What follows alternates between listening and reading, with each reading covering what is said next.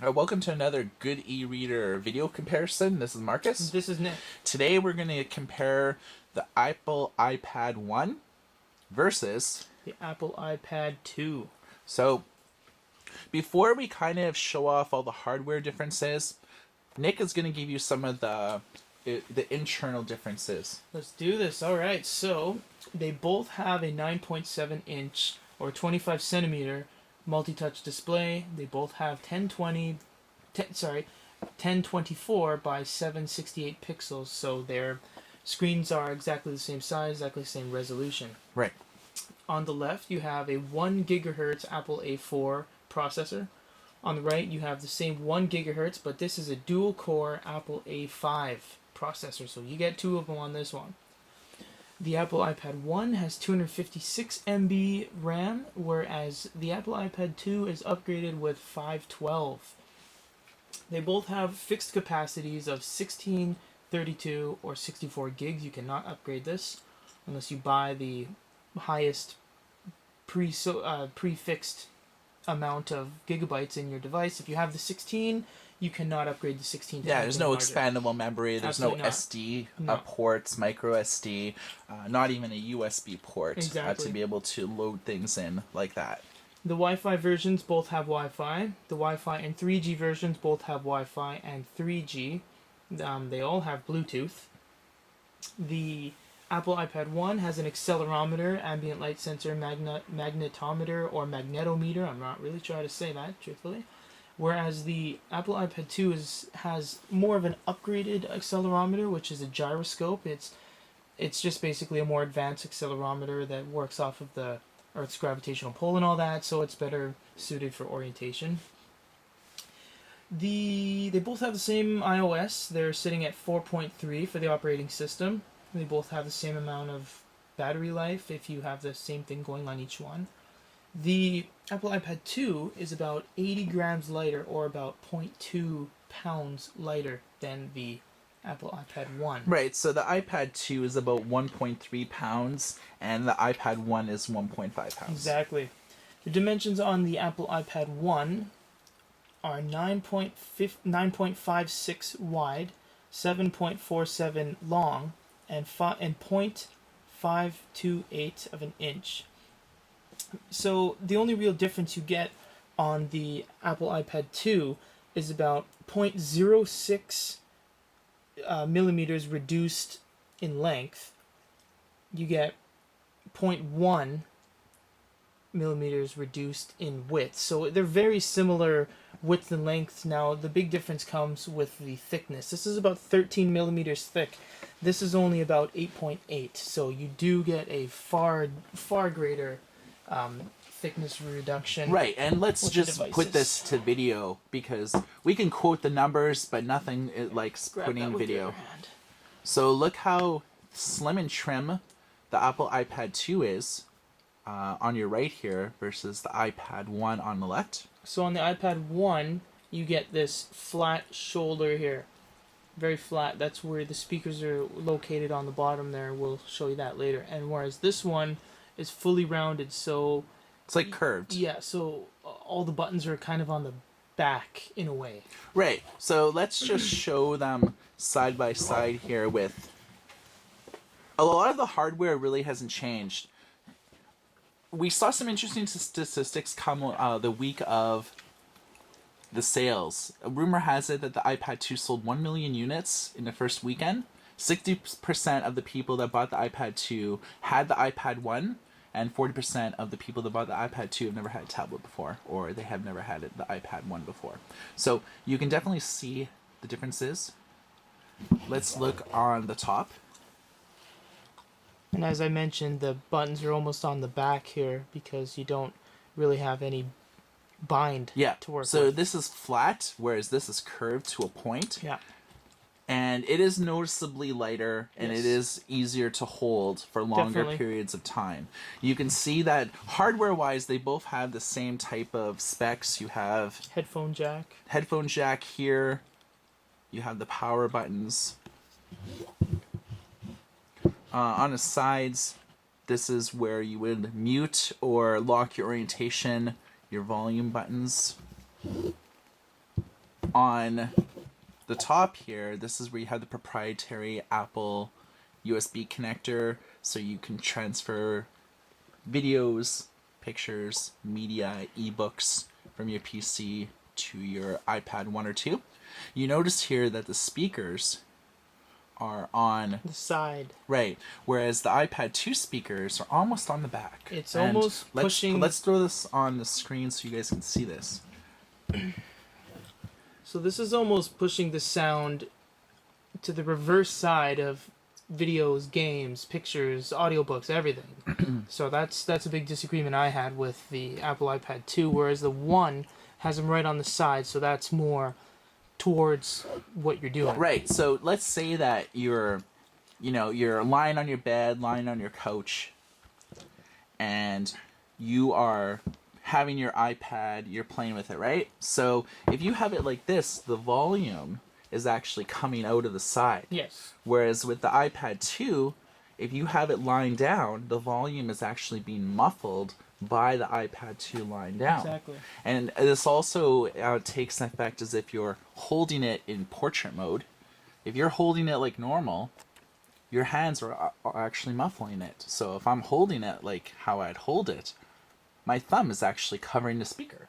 Mm-hmm. And this would happen the same thing too if I was holding it in landscape mode like this. If I was holding it like this, again, I'm holding it where my hand is covering the speaker. So the only way to not hold the speaker is if you hold it in landscape mode on the other side. Or reverse portrait. Right, or reverse portrait. So there's only despite the fact that the iPad 2 can do 360 degree and the rotation speed is very fast, and we'll show you a side-by-side comparison that most of the different ways that you would hold it are actually muffling the speaker. So Exactly. that's one of the hardware drawbacks immediately that captured my attention. So what we're going to do is show you the web browsing experience.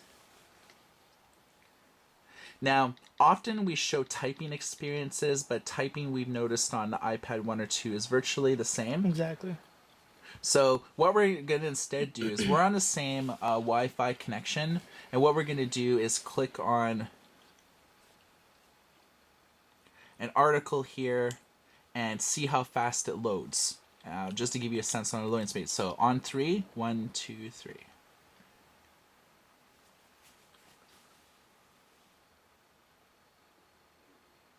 A slight difference. Yeah. Slight difference. Nothing that would frustrate you on the iPad 1. So one of the differences I noticed right away is when you're on a page, especially when a page like a blog that might have 6 or 7 to 10 entries per page, if you're scrolling up fast, you see as I'm scrolling the white space, and that happens as things are like loading up.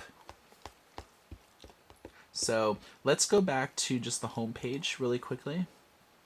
And we'll test that again. Yeah. So Apple iPad 1. So this is the iPad 1. I'm scrolling. And you have nothing. Yeah. It's like half loaded, whether I'm scrolling up or scrolling down. You'll get that. What about the iPad 2? Nothing. It's beating me. Like, you see none of that. You see none of that checkerboarding, none of that white space. You get it occasionally if you confuse it, but generally... It's not as bad as No. the iPad 1. I mean, I'm sure you could overdo it and do a speed run and whip your hand up and down about, but Yeah. regular reading, if you're scrolling down, hey, let's go to the bottom of the page, let's go right down there, you never see it. Yeah. You never see it. And that's so the advantage to the overall web browsing experience. I would have to give it to the Apple iPad 2. Definitely. Mainly if you were to do things like pinching and zooming, it's... You saw a lot of, right there, a lot of that Yeah, checkerboarding. you see the checkered boarding when I'm doing that, And right? This is nothing. I can see everything, up and down, nothing. And you don't get that either. Perfect. Okay, so let's take an effect now that we're sort of web browsing. Let's take a look at how YouTube videos. Just both of these have the same resolution as well as the same picture size, but does that really make it so YouTube videos will look the same? Exactly. So let's take a look at the first video we have, which is the Motorola Zoom and the original iPad comparison. So you can see as it's loading, you see the checkered board There there, you go. where it was loading on here, but you still saw like the The full page web had already page. developed there. So let's just press play on here, and we'll try to get it full screen. So you saw that I even pressed it first. Yeah, there was a little bit of a lag there. Yeah. So we're just waiting for the items to get introduced in the video.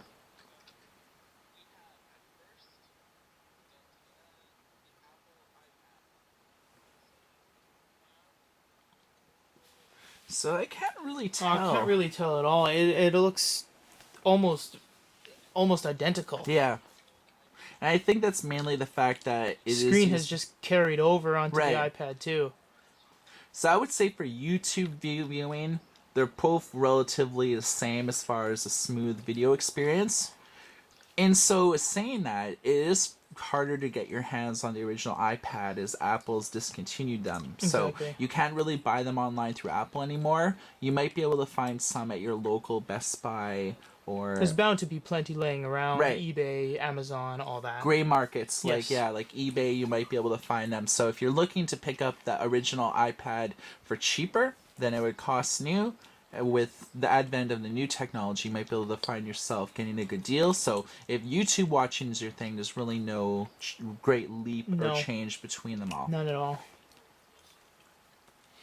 So the next thing I want to show is orientation.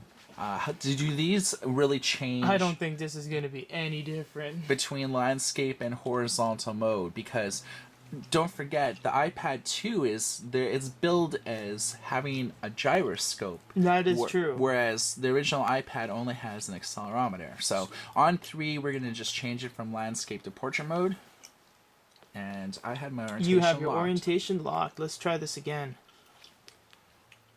All right, so 1, 2, 3, 1, 2, 3, 1, 2, 3. They're 1, 2, 3. They're pretty much identical here. Right. Other than Marcus's settings getting stuck on orientation, that was not anything to do with the iPad itself. The orientation is pretty much identical. So Apple iPad 1 and 2, the orientation is the best in the business. We've reviewed close to about 30 or 40 tablets in the last 2 years, and the iPad continues to have the fastest orientation. Now, you can see we do have different pictures in the background, but you can see here on just even the default menu that you do see calendar, contacts, notes, maps, and video.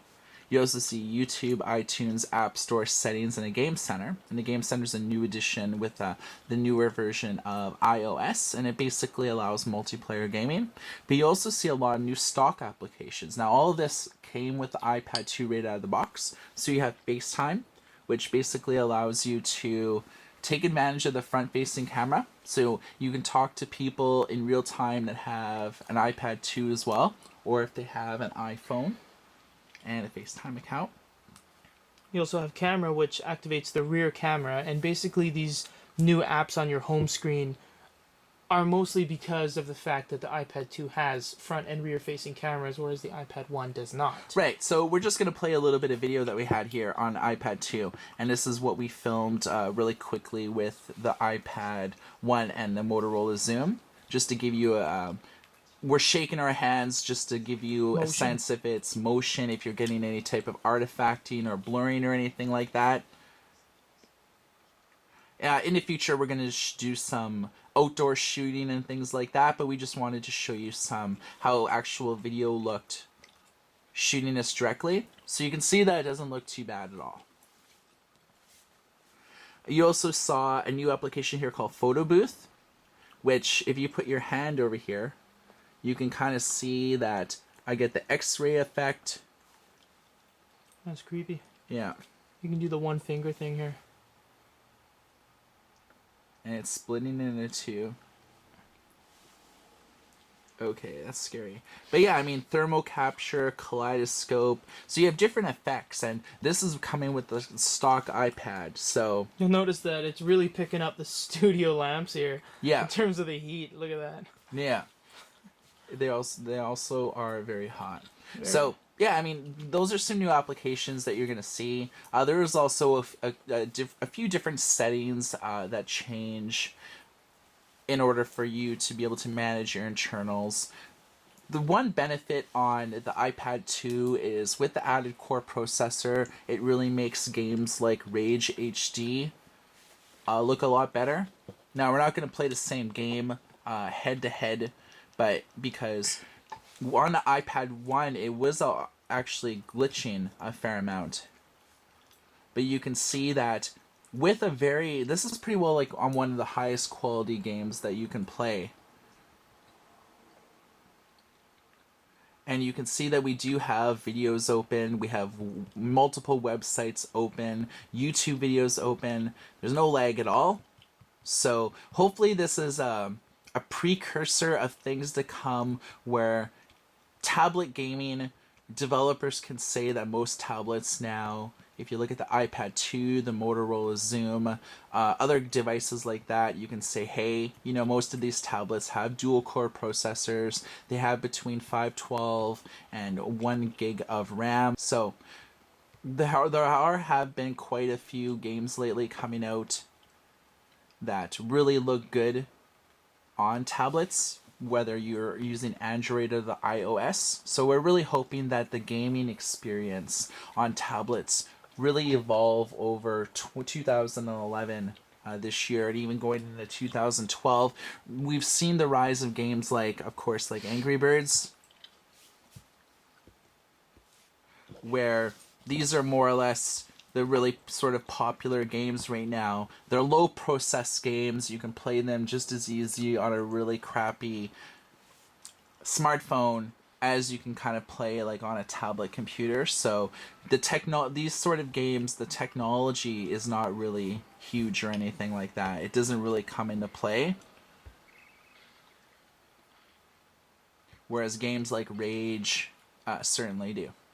So you can see that in a game like Angry Birds, they both have good resolution. There's really no lag or anything like that. You only kind of notice it in the higher end games like Chaos Rings, and even in games like Monkey Island and things like that. So this is our older one where we do have a lot of games on it where we just kind of started looking at this in the last day or two. So as far as the iPad 1 or 2, just to sum up what we think about them, what are your thoughts, Nick? Like the cameras on this, I like the fact that you can have an unlimited amount of applications open, and a game as complex as Rage HD will still play as smooth as you can possibly imagine. I like the fact that it has dual core processor that's really smoothing everything over. I really disagree with the one speaker pointing backwards. I'm not a fan of that. I like to see stereo speakers, one on each side, and more importantly, coming at you. So when you play a game or watch a video, it's coming out at you instead of being muffled by your hand holding the device. Other than that, I love this device. I couldn't really say that I don't like this one as much as this one anymore, because this one's going to come down in price now. It's going to be more affordable to everybody. So I'd say I'd like the iPad 2 just because, you know, it's the latest and greatest, but, you know, I'm a fan of both. Yeah, I think I'm leaning more towards the iPad 2 just because it has a little bit more versatility than the first one. Dual core, added RAM, the addition of 2 cameras are game changers. It really allows the iPad 2 to be able to handle better games, to handle more high quality apps, to be able to stream television and movies and not get as much motion trail as you had before. I mean, that does rely heavily on what network that you're using, with 3G network, whether you're watching things on wireless or how you're streaming media. I do really like about the internet experience on how you saw when we ran the internet tests that you did see a lot of glitching and checkered screens in the background on the iPad 1, but you didn't see that on the iPad 2. And daily, I visit a lot of sites. I'm a news hound, as you people probably know if you've seen any of my articles or any of the videos that Nick and myself have done over the years. So we do stay in touch with technology, and so that necessitates a lot of web browsing. And so I like the fact that my web browsing experience is glitch free. More or less technology wise, as far as screen size and resolution, they're still about the same. You don't really see a great game changing type of this resolution just destroying the iPad 1. No, the screen size and resolution is the same. I just like the fact that the iPad 2 is a little bit more portable. It's a little bit slim and trim. It's not without its drawbacks, of course, but both of these devices are pretty well the best tablets that you can get on the market today, and that's mainly allocated towards the Apple ecosystem with both iTunes and the App Store, streaming videos, movies, television shows, getting the latest MP3s, getting the latest apps. The quality of apps in the App Store really make the Android market look like a third world shantytown bazaar. So, all in all, I would probably say that if you have the iPad 1, you can't really... It couldn't really hurt upgrading to the iPad 2. At the very least, it does allow a more versatile tablet PC experience. Definitely. So, for a comparison on the Apple iPad 1 and the Apple iPad 2, this is Marcus. This is Nick. Everybody take care.